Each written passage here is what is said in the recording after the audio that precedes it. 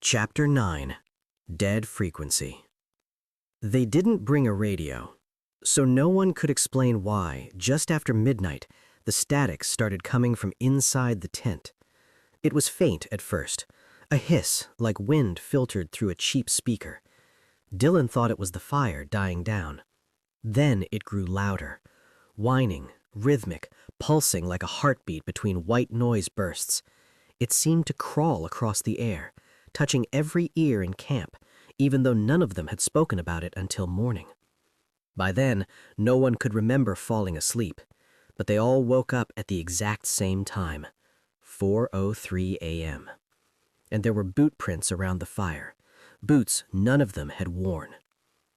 3 days earlier, the mountain was quiet. No birds, no tourists, just wind and pine and 5 friends looking to disconnect. Dylan and Kate had organized the trip, a high-altitude weekend in the desolate ridgelines of Elk Spire Pass. The last leg was a 6-mile hike beyond the fire road, then half a mile off trail to a secluded valley nestled between jagged peaks, perfect for isolation. They arrived early in the afternoon, set up 2 tents near the tree line, and started a fire while clouds gathered overhead. It was colder than expected. High altitude always played tricks, but even so, the temperature had dropped more than 20 degrees in an hour. Micah cracked a joke about snow zombies. Dylan grinned, but something about the empty sky felt off. Not foreboding, just thin, like the atmosphere wasn't quite working right. He checked his barometer. Pressure drop, fast. They huddled around the fire after dinner, wrapped in layers, watching the trees lean and sway under an unusually strong wind. No signal, phones useless. But Micah swore he could hear something on his earbuds, just barely, when he plugged them into his phone to test a local download. A buzz. Like a dead station, he said. You know, that old-school shh static. Kate frowned. Could be internal noise. He could be the ghosts of the FCC, he said, grinning. They laughed. They always laughed at Micah. But Elise didn't. She stood quietly, watching the dark ridgeline above their camp. Someone's up there, she said. Everyone turned. Nothing. Not even a flicker. You okay? Tommy asked. She nodded slowly. Then, I thought I saw something moving between the rocks. No one saw anything, but no one forgot it either. That night, the static started. Dylan woke first. He thought it was tinnitus at first, a low ringing in his ears. He rubbed his temples, swallowed, adjusted his sleeping bag. Still there. He sat up. Kate stirred beside him. What time is it? Dylan checked his watch. 4:03 a.m. Then he froze, because the noise wasn't coming from inside his head. It was coming from inside the tent. Outside, the wind had stopped completely.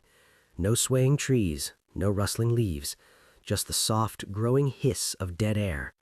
And then, a voice, buried in the static.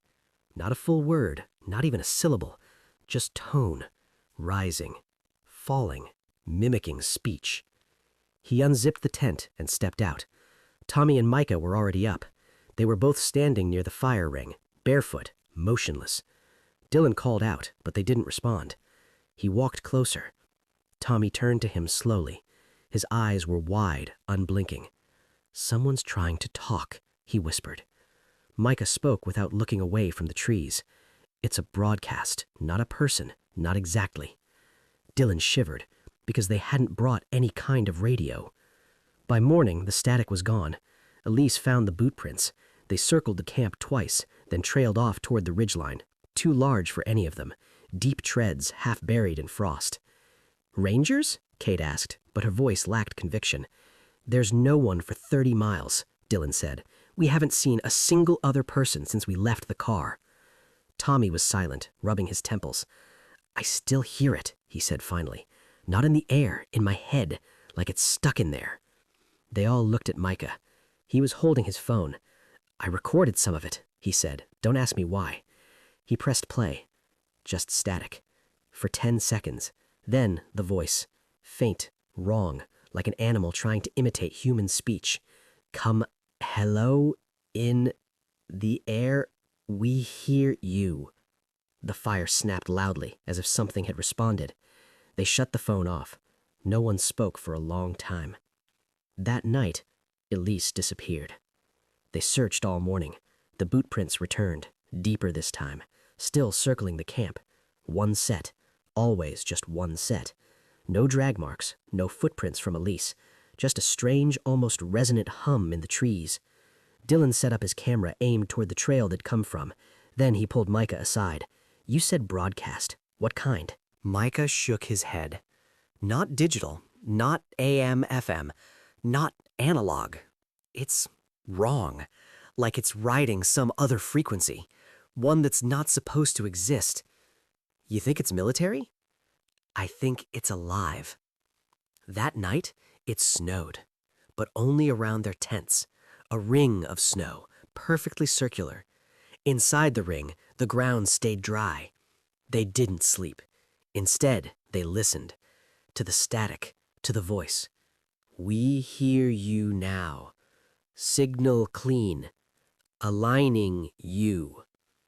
At 4:03 a.m., the snow melted. Dylan reviewed the camera footage just before sunrise. Something had walked into camp.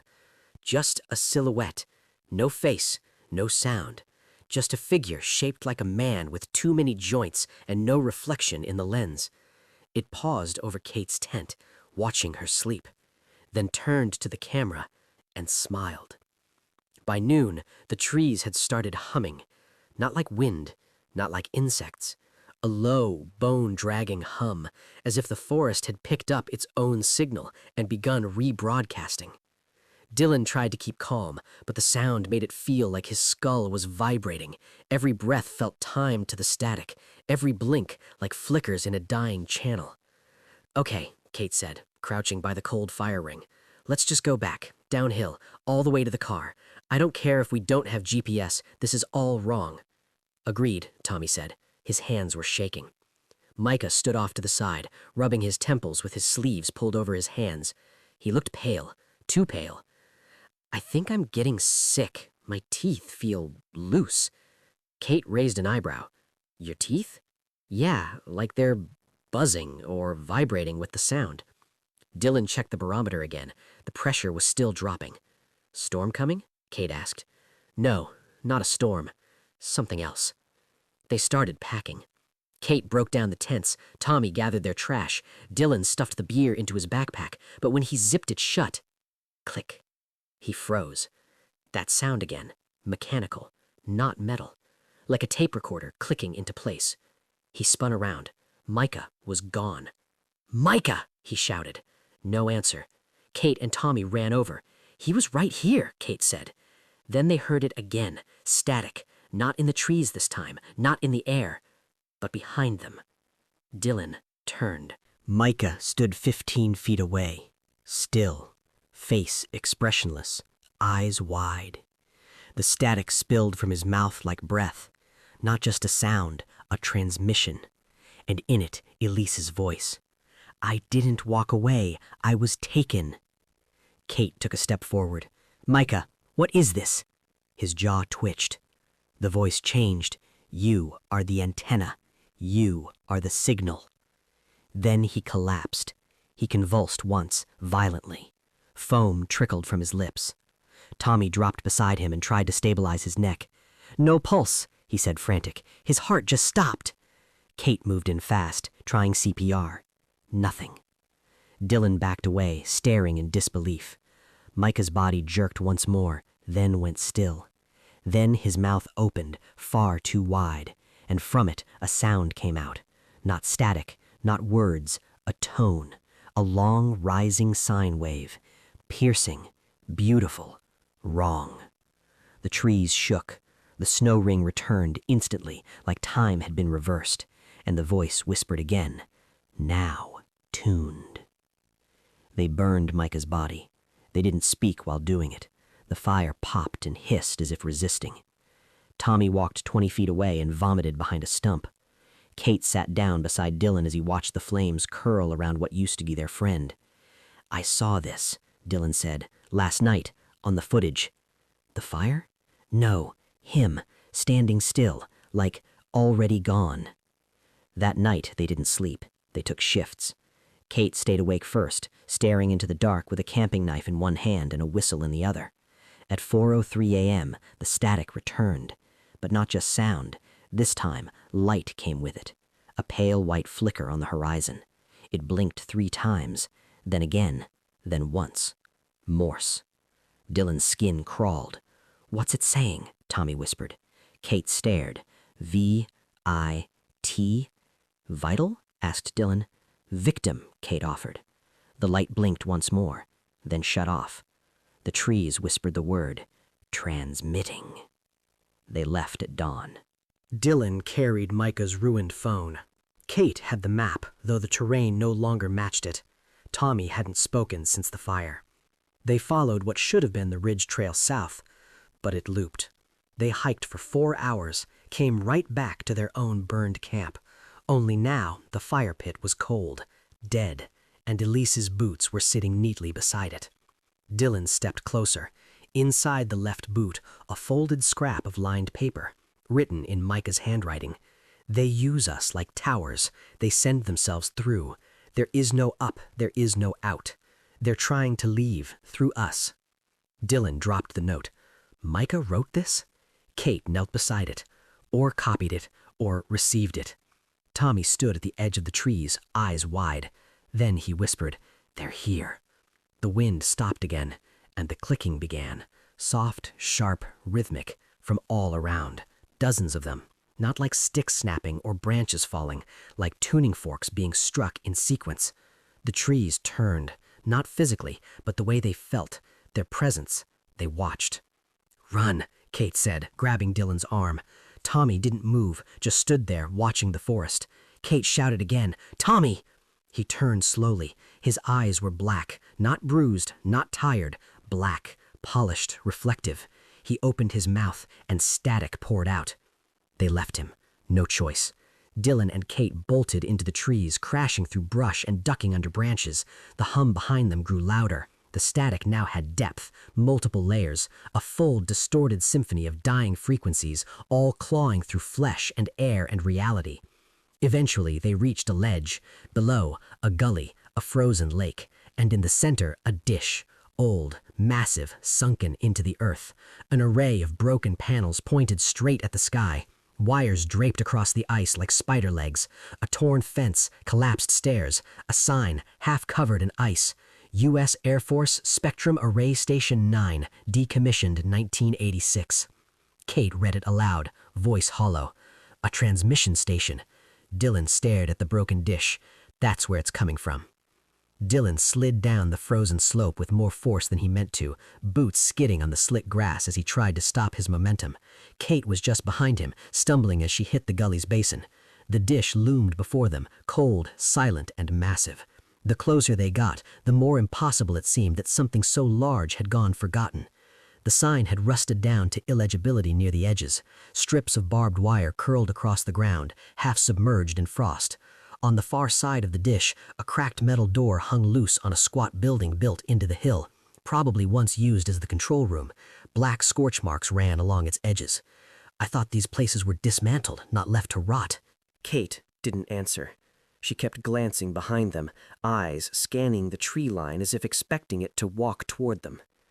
A thin hiss reached them again. No wind, just that same omnipresent static, now pulsing in and out like the world had picked up a broken radio frequency and was cycling through it on loop. It didn't seem to come from the dish. It was in the air, everywhere, inside their ears and lungs. Dylan made his way toward the door. It resisted at first, then creaked open with a groan that sounded too human.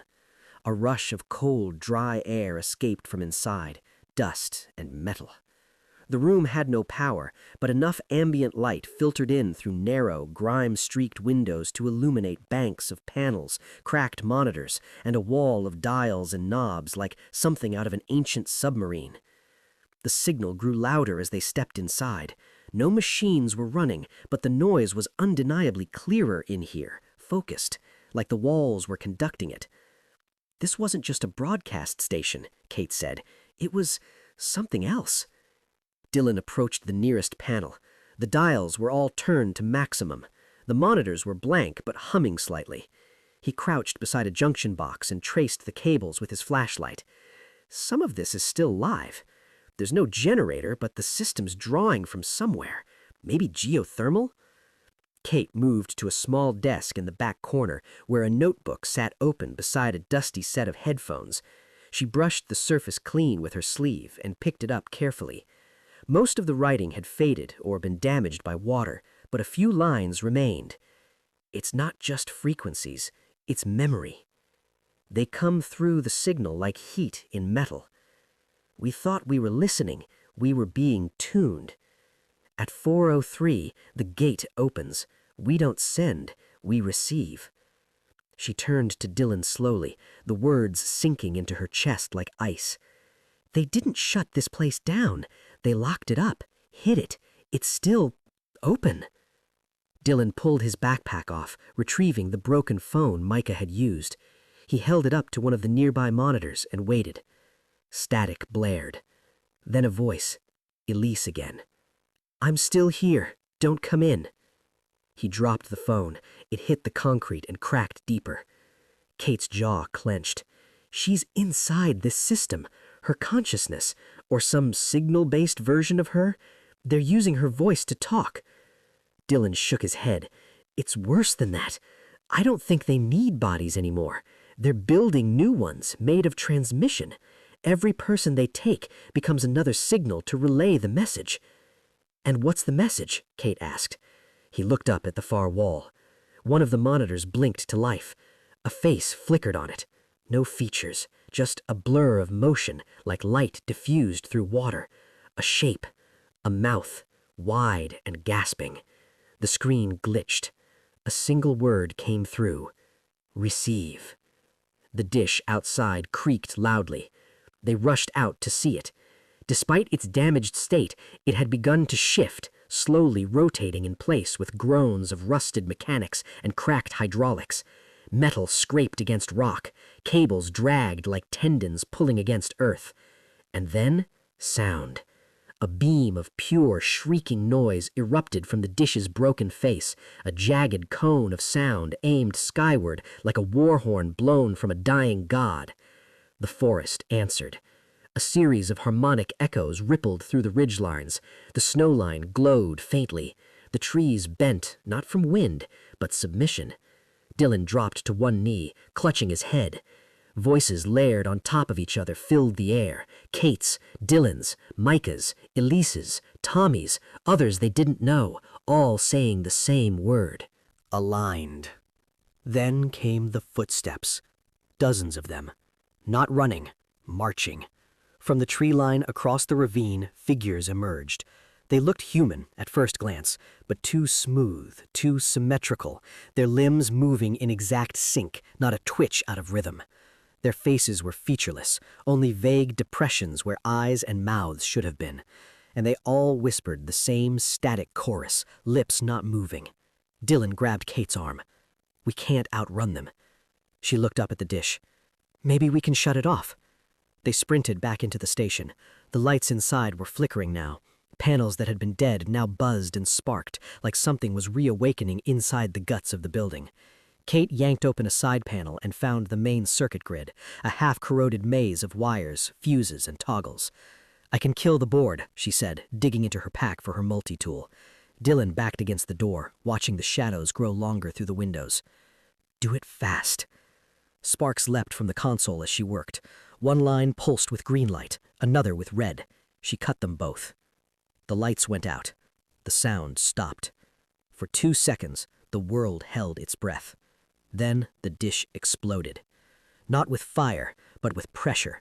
A concussive blast of compressed silence burst through the valley, flattening trees, ripping dirt into the air and tossing the specters in the tree line like puppets in a hurricane. Dylan hit the floor. Something crashed into the side of the station, shattering a window. The world roared, then fell silent. No signal, no sound, no wind. Nothing. Kate groaned and pushed herself off the floor. A thin trickle of blood ran down her cheek. "You okay?" Dylan asked. She nodded. "I think so." He helped her stand. Through the broken window, they saw the valley laid bare. The dish had caved in on itself, crushed like a kicked drum. The trees were still. The sky was gray, but unmoving. Then they heard the whisper again, but this time from inside. The radio panel, long dead, clicked once. A voice returned. Elise. We cut the antenna, but the tower remains. We are not finished. We only began tuning. Then silence. Elise leaned heavily against the console. Dylan stared at the panel. They're not just using transmission anymore. She looked at him. They're using us. The radio panel was dark again. Dylan stared at it, trying to listen for any echo of Elise's voice, but nothing came. No hum, no click, no feedback. Just cold silence pressing in from every side. Outside, the forest had stopped moving. Not because it was safe, but because it was listening. Kate pulled herself up using the corner of the console. Her face was pale. A gash on her arm had soaked through the sleeve of her jacket. She didn't seem to feel it. We have to go, she said. There's no point staying here. But the signal's gone, Dylan said. Kate looked at him, her eyes dull with exhaustion. No, it isn't. The words sank into him like a hook. Of course it wasn't gone. They hadn't destroyed the dish. They'd disrupted it, cut power, severed the physical. But the transmission wasn't tied to wires or waves anymore. It had jumped, migrated. Maybe it had been migrating for years. Dylan grabbed his pack and helped her out the door. The valley was quiet. Smoke rose in soft spirals from the collapsed satellite dish. Some of the trees had been flattened by the wave of pressure. Others stood perfectly still, but the bark had warped into strange ridges and concentric rings. Some bore faint symbols, recursive shapes, almost mathematical. The bodies were gone. The spectral figures that had approached the ridge earlier had vanished like mist. No footprints, no scorched earth, but Dylan didn't believe they were dead. They were waiting. Or worse, they had become part of the background. What if we're too late, he said quietly as they moved across the gully. What if shutting the dish down only opened something wider? Kate didn't answer. She looked over her shoulder once, then forward again. Then we go faster. It took them half the day to climb back to the upper ridge. The terrain looked different. It was the same trail, the same ridgeline, but the colors were off. The bark of the trees seemed bleached. The pine needles had lost their luster. Everything had gone muted, like they were walking through a faded photograph. And the air? The static was back. Not loud, just enough to make your eardrums twitch. A subtle, needling hiss, like the noise before a television channel kicks in. We're not alone, Dylan said. They're still tuned in. Kate stopped walking. Her shoulders slumped forward. She took a slow breath. I know. She pulled something from her coat pocket. A small handheld radio, cracked, dusty, from the control room. I didn't tell you. I found this in a drawer under the desk. It had a tape still inside. You played it? Part of it. It was wrong. Not speech, not even language, but I recognized voices. Ours. Dylan didn't speak. Not just ours now, from years ago. People we've never met. People we're going to meet. Dylan stepped closer. You mean it's not just playing back what it hears, it's playing what hasn't happened. It's a loop. Time, memory, identity, it's compressing it all into the signal. Everyone who listens becomes part of the message. He stared at the radio. The plastic casing was scratched, the antenna bent.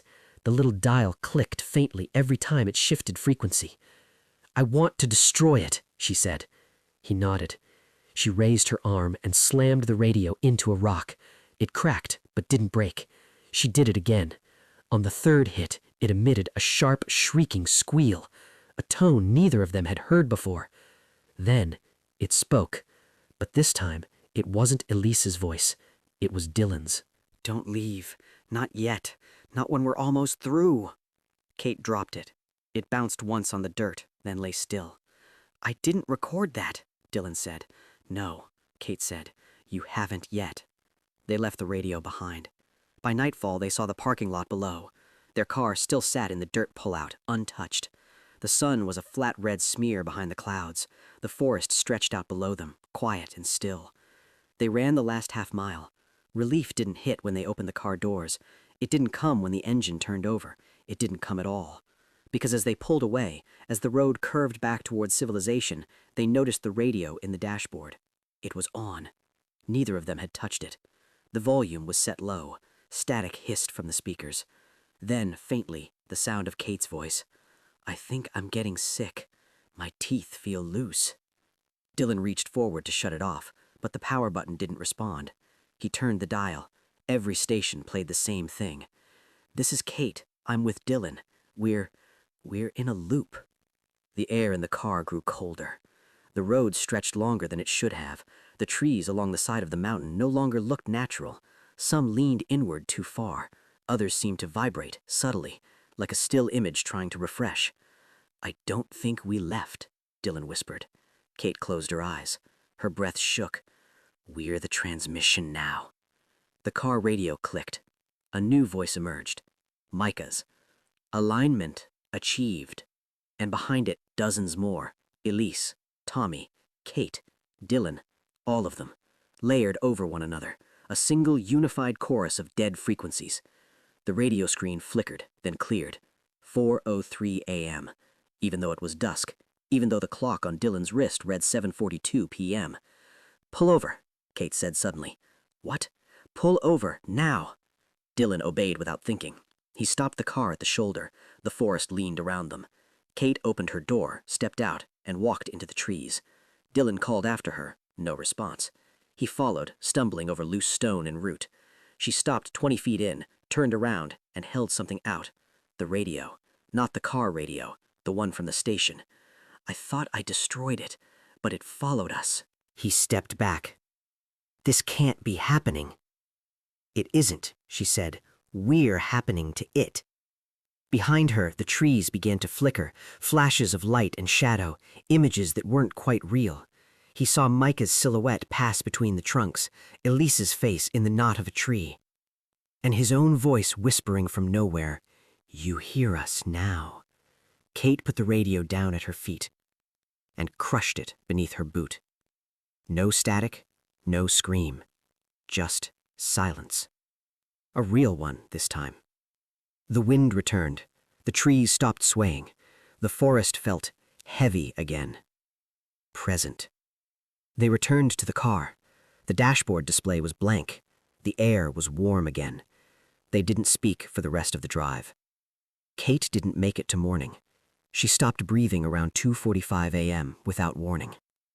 Dylan called emergency services. Paramedics arrived, asked too many questions. Her body showed no trauma, no signs of injury or illness, no cause of death.